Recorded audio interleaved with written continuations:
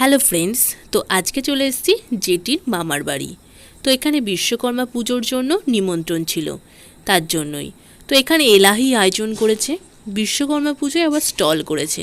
তো প্রথমেই ফার্স্টেই দুটো চারটে ফুচকা খেয়ে নিয়ে এখানে ঠাকুরকে প্রণাম করতে চলে এসেছি। ঠাকুরটাও কি সুন্দর হয়েছে না। তারপরে এখন চলে এসেছি খেতে, মেন কোর্সে। তো চলো দেখিয়ে দিই কী কী মেনুতে আছে।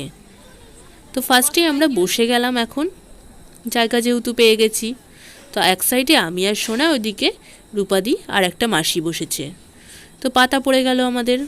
যেহেতু বিশ্বকর্মা পুজোতে 700-800 লোকজন খাওয়াচ্ছে, তো প্রচণ্ডই ভিড় ছিল। তো আমরা এপাশে বসে গিয়েছি। তো ফার্স্টে এখন পড়ে গেল ভাত, তারপরে শুক্তো, তারপরে বাঁধাকপির তরকারি, বেগুনি। আমি ডাল যেহেতু নিইনি, তাই আর তোমাদেরকে দেখাতে পারছি না, অন্যদের পাতে দেখিয়ে দিলাম। আমি বেগুনিও খাই না, তবুও তোমাদেরকে দেখানোর জন্যই পাতে নিয়েছি। তাও ওপরটা একটুখানি ভেঙে খেয়ে নিলাম।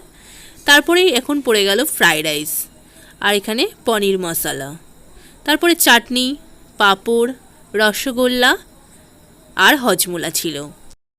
তো দেখতেই পাচ্ছ এখানে এখন রান্না বান্না চলছে, আর আমাদের যেহেতু খাওয়া হয়ে গেছে এখন বেরিয়ে যাচ্ছি।